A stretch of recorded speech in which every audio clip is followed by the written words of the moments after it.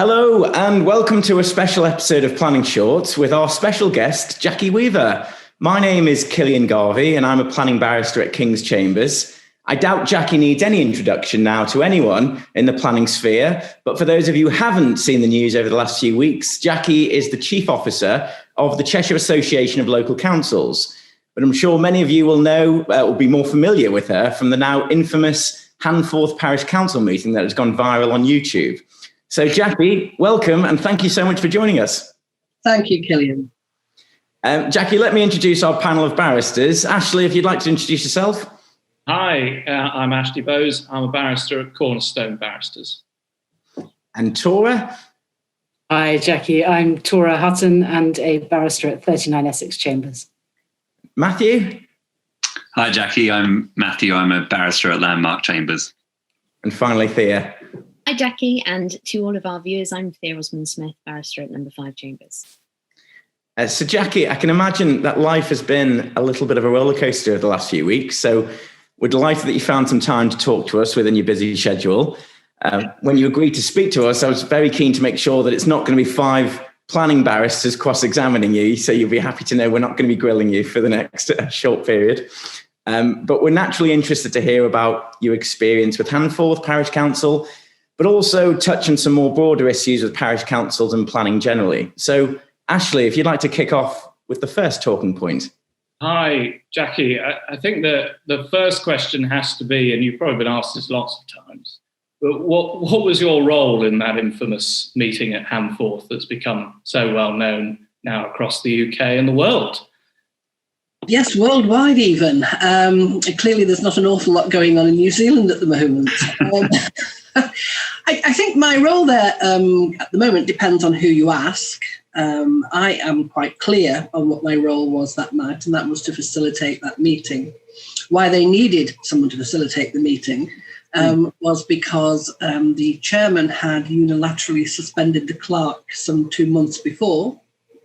The chairman had then appointed himself clerk. Nothing like democracy. And we had 2 councillors who, under the 1972 Act, are able to call a meeting, an extraordinary meeting, if the chairman or the same person, the clerk, that was kind of surreal, wouldn't hold a meeting, so they called one. But clearly they hadn't got anyone to clerk it. So I was obviously the person in our office that did not run fast enough on that evening. Thank you. I mean, it's hard to ignore the fact, Jackie, that the main aggressors in that meeting were both a couple of blokes. Brian Tolver, apparently everything to everyone, and also there was Alid's iPad that kept popping up. And I've seen a few interviews with you where you've sort of acknowledged that was, there was a gender issue going on there. But I wanted to know if that's something in your experience that's common in town and parish councils. I don't think it's common in town and parish councils. I guess it happens in town and parish councils, but of course we see it in other areas of life as well. I guess really many of these things boil down to power, and it happened to be that night a woman who had the power, mainly thanks to Zoom, but that's another story. So that was the issue. I mean, as you watch the video, you could see the power struggle started quite early on, as Councillor Tolver had decided he was going to argue with Microsoft as to what the time was. So, we let him have round 1 before we moved into round 2. So for me, it just felt like a regular power struggle, irrespective of sex. I see. And what in your experience is the sort of gender divide that you get on the parish and town councils that you work with? Well, I mean, across the whole sector, it's approximately 60-40, more men than women. And so, on its face, it looks like, wow, there's a success story to tell you about, because we're now up to 40%, which is good. However, it does mask the point that actually both the 60 and the 40% tend to be of a much older generation. And, with that, not always. We have some forward-thinking older people. I can vouch for that. But we also have some older people that are very comfortable in a kind of earlier way of working, and that doesn't necessarily sit terribly well as we're trying to push this forward.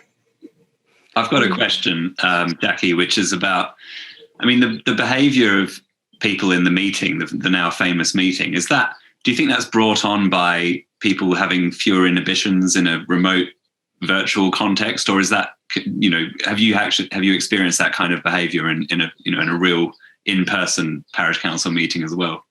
I haven't personally experienced it, but I know from reliable sources in Handforth it was not uncommon at this point. And I know because of the kind of day job I do, which is providing advice to a large number of parish and town councils, that occasionally there is very poor and very aggressive behaviour. But it is not typical.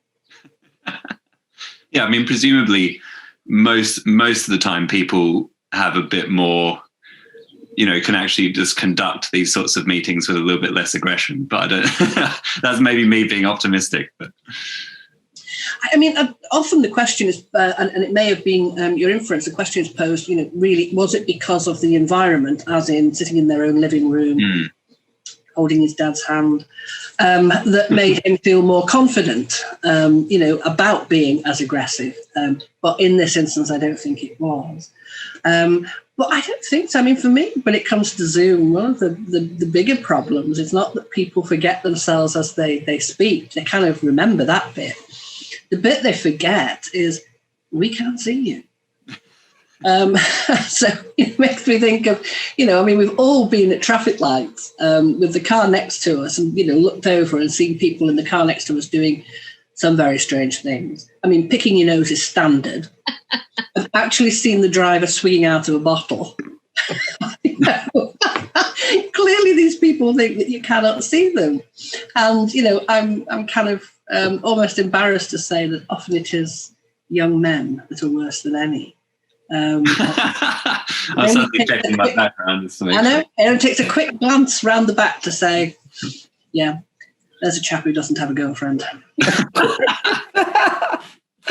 Well, Jackie, I'm going to say no comment to that. But I want to ask you about conflict resolution, because one of the sort of standout things from that video was how well you dealt with the conflict. And okay, you had the power of the ejecting someone from the meeting button, but it's obviously something you're naturally good at, and it's something that we do as barristers on a day-to-day basis, resolving conflicts of our clients. What sort of tips do you have as to how you can be most effective in resolving conflict where the situation is pretty fractious? Again, it's an interesting point because, although we were in a kind of Zoom setup, sitting there, I found it incredibly stressful because of the medium. So that, as you saw on the screen, I mean, couldn't we just have had a simple, I'm Killian Garvey, there's my name on the screen, yeah? You don't refer to yourself on screen as Killian's iPad or Deborah's iPad, which is even more confusing. So, you have all these names of people that have no meaningful connection to who they actually are. Then they move when they talk. So just when you think you've got a handle on it, it shuffles them round. Then you're kind of trying to think ahead as to, I might want to mute them or I might want to. And of course, their position changes on the right-hand side. So when all of that's going on, somehow you've got to have a moment for what am I actually going to say here? So there was an awful lot more going on than I might have experienced on a face-to-face meeting. And on a face-to-face meeting, I think you probably have more tools available to you. So although the kind of focus seems to be on the eject button, actually you're losing a lot of other tools that you have when it comes to hostage negotiations or calming situations down. So what are those tools out of interest? Well, I know what works for me. I do try to inject some humour for two reasons. One, it gives me thinking time, because as soon as you laugh, you're distracted. and that gives me a moment, and it sounds so much better than Yeah. So I use that, and actually, it also puts the other person in a slightly better mood because they physically laugh. So it changes the dynamic of the conversation.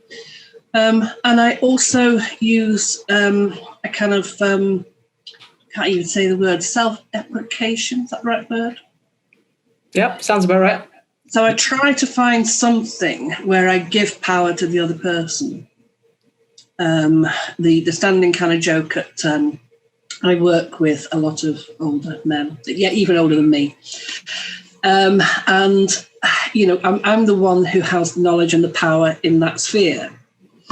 So I always make a lot out of being hopeless at geography, which is largely true. I mean, geography, who needs it, really?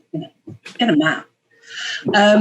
So the standing joke is that, Jackie can't find a way out of the paper bag. And I play on that. And it makes them feel good because they're able to give me directions of how to get out of that paper bag. And nobody seems to notice that for the last 25 years, I've successfully managed to get from A to B without any help. But it kind of makes them feel that they've got something that, they can have a joke with me about. So that's how I deal with it. It comes with a caution, not a real caution because you know all about those. It comes with a caution because if you overdo it, it's patronising, and it makes it sound as if you're not taking the issue seriously. So it's a good card, but it needs playing carefully. Jackie, I'm taking from this that next time things get particularly tense in a cross-examination of mine, I've just got to start laughing at the witness. Is that about right? That'll help diffuse it? If you laugh at them, then that's really going to cause you a problem. But if you find something that you can, engage on another level with the witness, I guess it will disarm them. Noted. Thank you. And don't ever go into court with armed witnesses. That's not a good thing at all. Jackie, you're saying all that. It didn't strike me that some of the members at that parish council had a great sense of humour. That wasn't my impression of them, but I suppose I don't know them. I suppose bringing it back about parish councils, Ashley, you've got some experience with parish councils and the sort of age demographic. Do you want to talk about that? Yeah, Jackie, I was an elected councillor for 11 years, from 21 till slightly older than 21. And my question was really what your observations were about the age demographics on local authorities and whether you think they're sort of about right or perhaps there needs to be a bit more work to make them perhaps more reflective of the communities they represent.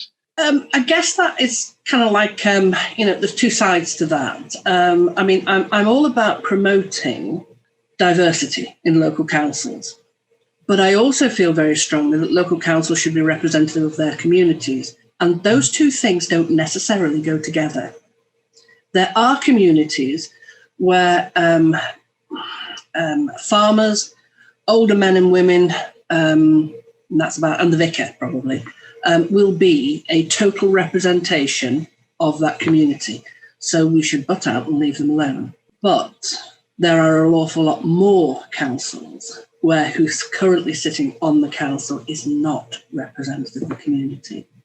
And that's where we need to focus our attention and encourage people to get involved. Do you have any thoughts about how we might encourage people to get involved in those places where you think it could be more diverse or reflective of the community? Well, yes, but that's really, we're starting on such a very low awareness platform at the moment that, anything we do is really shining an enormous light on the actual town and parish council movement. Yeah. So, it's about saying, you don't have to rock the boat, you don't have to change the world, any other of those, phrases you might want to bring into play. It's about looking. What does your parish council do? If you like it, great, leave them alone to get on with it. And if you don't like it, well, what are you offering? And if all you want to do is just bitch about it, well, join the Facebook group. You'll have plenty of opportunity there. But if you really want to make a change, then go along to meetings, understand what they're trying to do, and, perhaps offer to help. Presumably your video has, had quite a big role. Yeah, but that's what I've, tried to do for the last month. But we've had more success in the last month through a very poor example of a parish council than we've had in the last 20 years. Interesting. Jackie, I wonder if I could bring it back to gender, because we spoke about that sort of briefly. And that was obviously a very obvious dynamic of that meeting. But the other element here is that you have this overnight celebrity status, which means you are now a woman in the public eye. And that brings with it some interesting dynamics. And I've noted from watching some of the interviews you've done that there are a number of interviewers who have asked questions of you that they wouldn't ask of a man. And, or at least that's my impression. I don't know. I wonder, is that something you've noticed? And if so, do you have any thoughts on that? Do you have a strategy for dealing with it? I haven't seen it. But that, of course, does not mean that it is not there. So, I kind of maybe, set my threshold for those things quite high. I don't know. I'd be interested to know a bit more about what particularly caught your eye, because it has missed me. It was Piers Morgan. Oh, listen, the Piers Morgan one, I think I was just experiencing such fright. You're going to ask me, if it wasn't kind of like, bloodletting, I was just glad to get out of there alive. Fine. Oh, well, I'm glad to hear that's not representative. No, he was fine. I mean, there was, he was really, quite, I think he confused me with his mother at one point. So he was actually quite nice to me in that respect. So, yeah, in terms of Piers, I was just, by the time I actually had the interview, I was so terrified. I don't even remember what I said, never mind what he said. So he was very keen, Jackie, to know all about your personal life. And I think that's perhaps a distinct... Yeah. He was prodding and pushing to want to know a little bit more. And I suppose the point being that it would be unusual to sort of quiz a guy on his kids or whether he was married or how long he's been married for.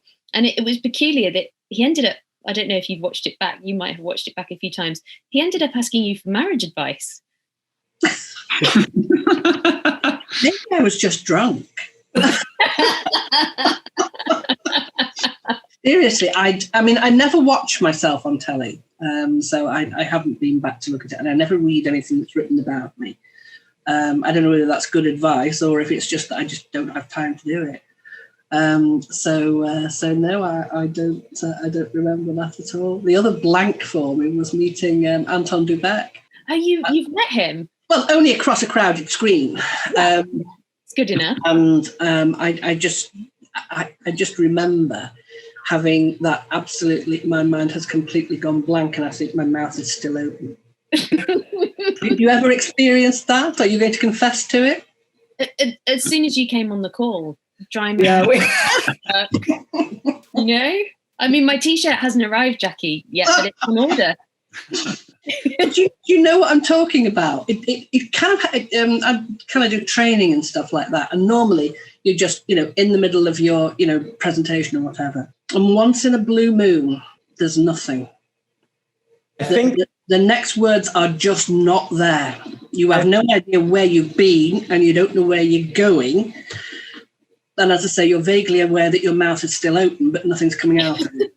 I think as barristers, we get asked questions by judges an awful lot and we think, oh, I've never thought of that. And rather than, we just say, good point, I'll come back to that. I'd intended to address that later in my submissions. And then you think, that's bought me a little bit of time. I'll have to come up with an answer to that question. And most of them are good enough to say to you, oh, well, I don't want to take you to take your submissions out of turn. That's fine. You can come back to it later. And you think... and never come back to it. Although occasionally judges do say, no, I'd rather you dealt with it now, Mr. Fraser. And you're like, oh, crap. It's all alone. Let me ask you something. Having sat through a planning inquiry, how do planning inspectors stay awake? Well, I'm not persuaded that they always do, to be honest. I've had one inquiry where the inspector did actually close his eyes whilst a witness was giving evidence. So. Yeah. I've had an inquiry where one of the barristers closed their eyes, and he was acting for a group of local residents, so he had sort of cameo appearance. He wasn't there every day. It was a very long inquiry, but he came, and I will not name names, but he came and he sat in the direct eye line of the inspector and spent most of the morning fast asleep.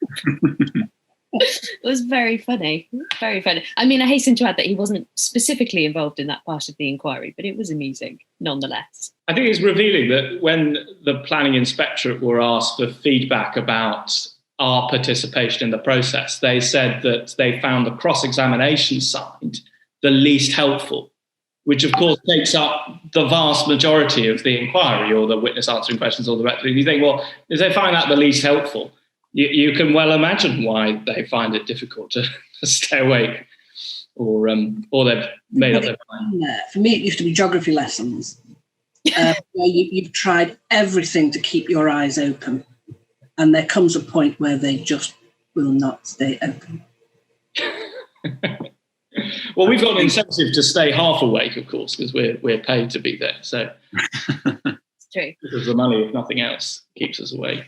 You just put the coins in. Excellent. But I think the premise of your question is quite an important one. And how do we make public inquiries and the planning system more generally more accessible and more interesting for people? And I think obviously the public inquiry is one level, but another is that at the more local, the parish council level, how do you encourage more involvement and interest in parish council meetings? And I suppose one of the things that's linked to that is about the power of parish councils and how involved they feel in the process. And I mean, do you think that parish councils have the right amount of say in the planning system, or do you think they should be given more power? I have seen both. I mean, in my kind of working lifetime, I've seen I think it was Telford and Wrekin that ran an experiment on actually giving delegated powers to parish councils to make decisions on planning applications. And with it, they kind of seconded an officer, so you have a clue what they were talking about. And I think it's an interesting point, because my experience is that parish councils waste an inordinate amount of time talking about planning applications. Now, I understand that planning is hugely important in local development terms, but actually talking about Mrs. Jones's extension, not so much. We end up speaking about it for 45 minutes, and personally, some of the classics I want to use at all. I'd really sit with those windows. But that's the kind of level of discussion we're having. And, followed by, well, if we allow her to put a conservatory up, is she going to have, gypsies and travellers moving in at the bottom of the garden, which would be a natural extension to a conservatory. So I don't think they largely understand what their role is. And I think that kind of your point, Matthew, about making it accessible is a very important one, because unfortunately, the bit where they can actually make a difference, which is getting involved at the local plan stage, neighbourhood plans, etc., really warrants a lot more than just turning up from the parish council meeting and looking at a plan in front of you. So it's how you facilitate their engagement at the relevant stage. And unfortunately, the relevant stage comes with so much paperwork that most of us lose the will to live. And there is a kind of sense that, even, for example, in Cheshire, historically, we had a tiny parish council, a place called Biley, that was going to have the Biley gas plant. So it was going to be a storage area for gas. That's why they called it the gas plant. For the avoidance of doubt. This little council fought the application and won. And it went to appeal. And they got a barrister, and even went to Waitrose for one, no cheap one. And they fought it again, and they won. And then the Secretary of State overruled it. Yeah. So Biley is really passionate about planning these days, as you can imagine. So, in that sense, what did we learn from that? So we learned that even when you win, you lose. And all that they managed to do there was lose a shed load of money along the way as well. Mm-hmm. Yeah. So, Following on from that theme, Jackie, a lot of us work a lot of the time, some of the time, for developers and people promoting development. And it's very difficult sometimes to make contact with parish and town councils, and even more difficult once you've made that contact to actually gain their support for new development. And I just wondered, in your view, how developers and land promoters can make their developments more attractive so as to get the support from local councils and local people. I think there's a number of things there, Brittany. I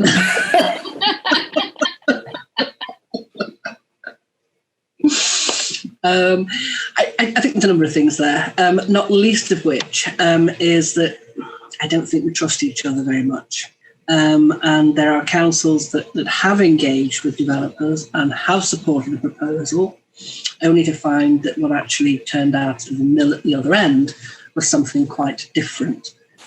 So bit by bit, the application changed. We don't really understand how we didn't get consulted along the way on the changes. And suddenly, you end up with something that you've never brought into, plus the wrath of all the electors who said, well, you supported it. Mm. So I think there's a trust issue there. And I think also there is a tension between the parish council and the district or principal authority. So that I think that time and time again, what we see is that the parish council, maybe through a neighbourhood plan or some other consultation, has in fact identified local infrastructure that it needs for its community. And we're probably looking at fairly low scale here. We're not looking at a school. We're kind of probably looking at a play area, or a relatively small, village hall or something that would be a real focus for the community.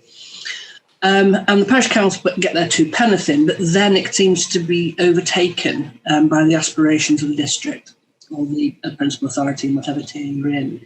And suddenly, the money that comes from that, whether it's SIL or 106, becomes something that then is distributed across the borough for bigger infrastructure projects that probably have no impact in that village at all. Right. So in a sense, it's rebuilding the trust and ensuring that there is that ongoing and transparent dialogue, and also principal authorities playing their role in making sure that the money gets to the right place. Yeah. And as I say, often, your parish council is quite a cheap date. They're not looking, for a huge contribution to the local community. So, in development terms, they're probably looking for pocket money. But as I say, as soon as the discussion starts to move to the district council, parish council is left behind. It no longer serves purpose. I think a lot of our experience of parish councils is that of them as being relatively anti-development. Is that shifting at all? Or is it still generally, how do we find a mechanism to defeat this development? I think you'll certainly find pockets of that still. But I think over the last 10 years, there has been a sea shift. And that's been around neighbourhood planning. Mm. I think that, neighbourhood plans, post-parish plans were a really hard slog. And they were kind of marketed in a number of different ways. So, we were still kind of running parish plans and neighbourhood plans together for a while. And then it became neighbourhood plans are really only for areas that have a lot of businesses. And now it seems that you only need a pub and 2 cats and you can have a neighbourhood plan. The cats are very important in neighbourhood plan. But what it does mean is that their view has changed, so that rather than saying, well, look, if we just stand here, we can, hold back development, there's a recognition of it's coming your way. And you have two alternatives. You bury your head in the sand, in which case when you pop your head back out again, you might be surprised at what you see. Or in the alternative, try to influence what development and where through, for example, a neighbourhood plan. And, there's far more take-up of it than there has been, and in areas that maybe don't even have cats. Well, Jackie, I'm sure we could probably talk to you for hours, but thank you so much for taking the time to speak to us. It's been really interesting, and it's your experience has really shone a light on what parish councils do and some of the difficulties that they face. So I'm sure I speak on behalf of all of us to say thanks so much for joining us, and it's been an absolute pleasure. And you too. You have all completely changed my prejudgment of barristers, and particularly planning barristers. We're delighted to hear it. Hang on, we can't let you go without telling us what your prejudgment was, Jackie. Oh, surely. I mean, you must have heard the hints along the way. Certainly verbose. Certainly very full of their own self-importance. None of us are aware of anyone like that at the planning bar. Somewhat condescending, I can assure you. I think that's a pretty accurate portrayal of most planning barristers, but definitely not this group. No, we're just behaving well today. We're the Waitrose barristers. Oh, excellent. That's a selling point.